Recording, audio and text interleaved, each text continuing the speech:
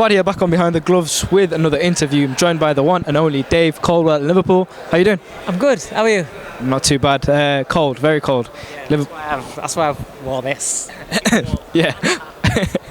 Look, let's talk about your fight around this card, Anthony Fowler taking on Harry Scarf. We did speak about him at the Manchester press conference. You did explain why Harry could be dangerous, but he seemed a bit more game today when he refused a handshake.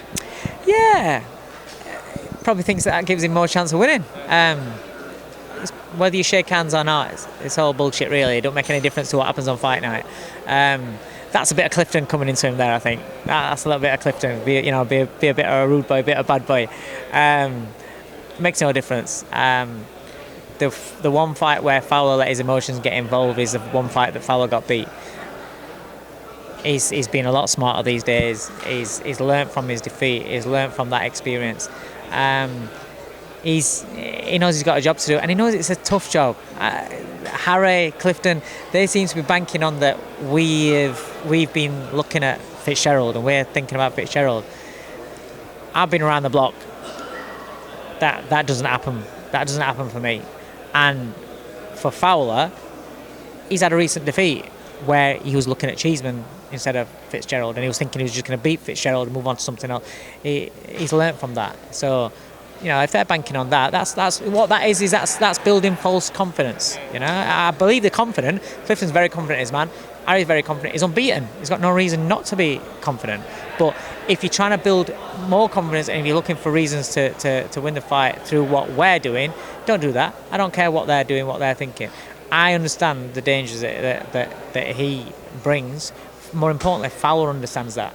And we've taken that very, very seriously, and we're prepared for that. Now, I asked Anthony what he obviously learnt from the Fitzgerald fight, but I just wanted to ask you, obviously you've had the Brian Rose fight prior to this one. Was there anything in camp, like towards the end of camp, that you could change, or was it all the same? It was just sort of getting him mentally sort of correct when he's facing an opposition? What, between the two camps? As in, like, did you change anything from the loss? Was there anything you could adapt in the camp? Not.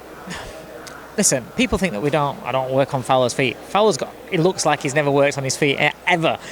But it's just a lot of footwork we do. And it's a bit of a running joke in our gym.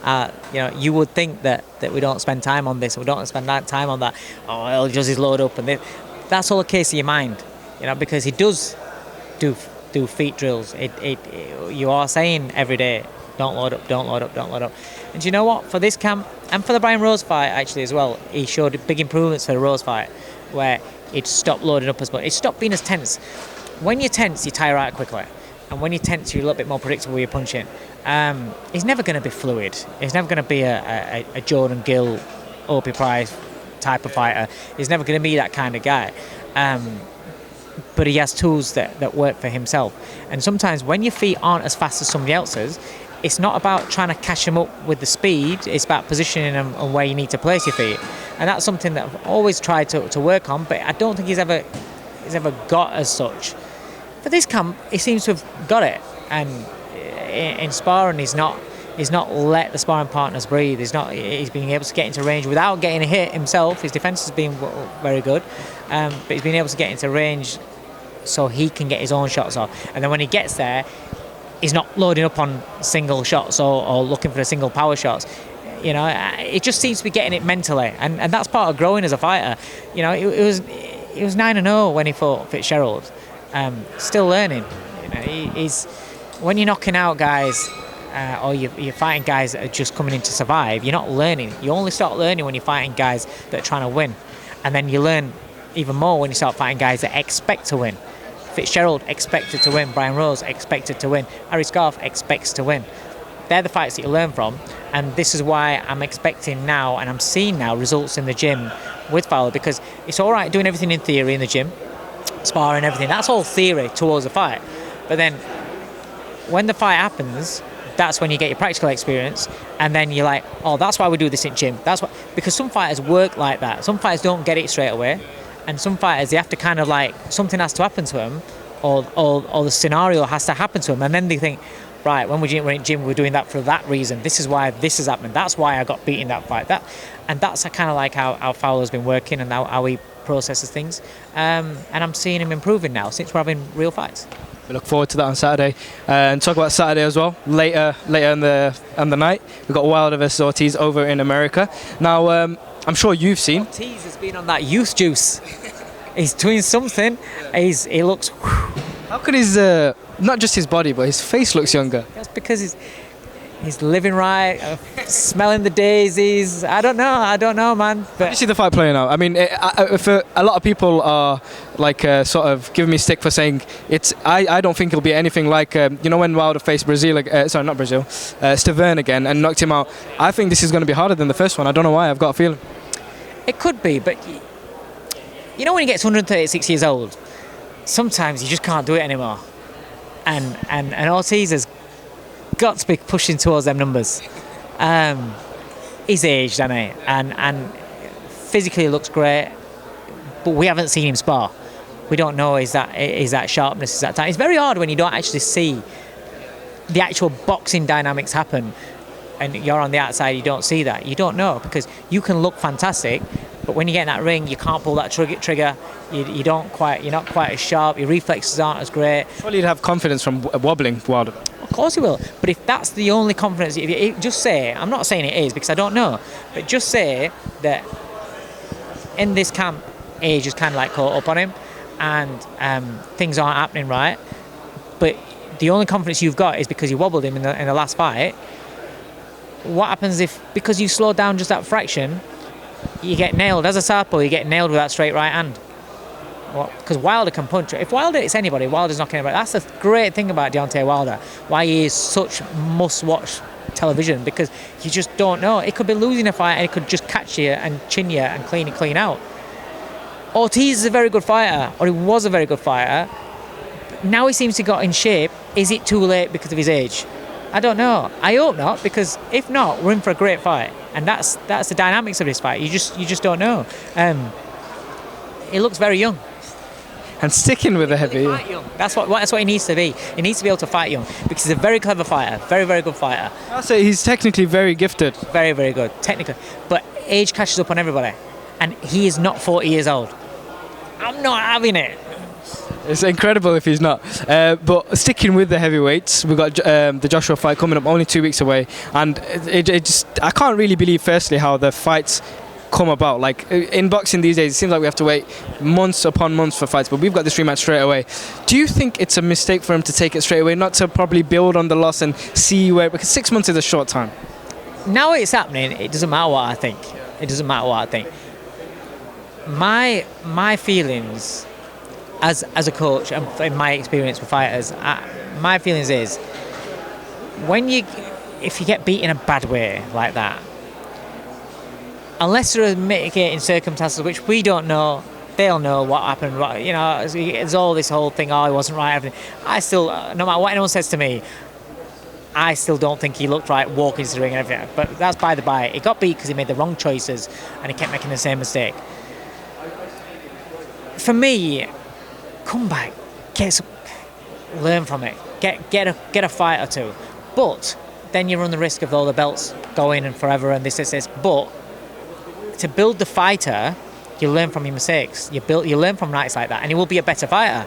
But he's not getting a chance to have that run out against somebody, learn things about himself, and then have the demons gone, and then go into it. Because the last memory he's got when that bell goes, the last memory he's got of a fighting situation is what happened last time. And for me, I don't like that. But I'm not AJ. I'm not his team. They know AJ better. He knows himself better. That's just me and how I think. But I think different to him. That's probably why he's been undisputed heavyweight champion of the world in such a small amount of fights, because his mental makeup's different to us lot. So he's confident enough in that. I like his attitude. I like how he's a lot more raw and he's letting himself, he's letting himself be a little bit more, fuck what everybody else is saying. I saw a little clip of him speaking about where he says, when I beat Ruiz, I want to see people bow down to me. I get that. Everybody that's doubted him, everybody that said, oh, he's finished, he's this, he's that, and building Ruiz up and everything and saying he's got no chance in a rematch. If you tell somebody he's got no chance, if you tell them they've got no chance to turn it around, and you're finished and you're this, when they beat him and when they prove you wrong, you have to hold your hands up and say, mate, you're the man. And so I get that, but I like the fact that he's not been all nicey about it and say, oh, you know, it doesn't matter what people think. No, too right, let it out, say it how it is, and you know, I think he wins. I think he's learnt from the mistakes. I think they've made a few changes as well in camp, and I think he wins. I'm looking forward to it. I can't wait. I think. Do you know what I was saying the other day? It's a massive fight. It's massive. Huge. People can slag it off or slag off AJ. I can't believe how people have turned. Well, I should be able to believe it, but if you go back a year, 18 months ago, how people were talking about AJ and everybody kissing his arse, and then you see now how people have turned back at him. He just put some interviews out, and then everybody's just slagging him off and stuff like that. How people change. It's unreal. I think it lives more in boxing than any other sport. I don't know, I just think it's society. Boxing's a part of society, and society is just how people are. People just seem to just love to hate. They love to be negative with people. You know, end of the day, whether you win or lose, whether you're doing interviews or with smaller names or the massive names, you're going out there and you're grafting and you're trying to do something. But yet these people just sit there and just watch and then just slag you off and stuff like that. It's like, oh. That's what I put out on Twitter actually. Ever since I started working within an outlet, I started to realise how bitchy men are online. It's a bit mind blowing. That's just it though. Remember, we used to always talk about how women are bitchy. What? It's men. It's fucking all these people on there. I don't get it. I just think whatever I do in my life, I'm not affecting your life. I'm not affecting your income. AJ, people going on about his money and what he's earning and the shit like that. And so, who cares?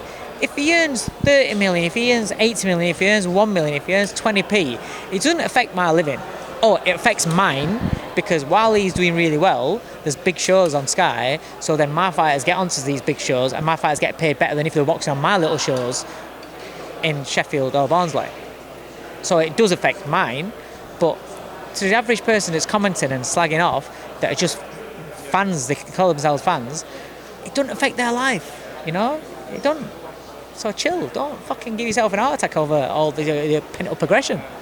I don't think we'll ever get down to the bottom of that, but it is what it is. Anyway, Dave Caldwell, thank you very much for your time. Always a pleasure. Thank you, man. Hey Fight fans, it's Michelle Joy Phelps. If you haven't already subscribed to our YouTube channel, make sure you go ahead and do so by clicking this icon right here, or else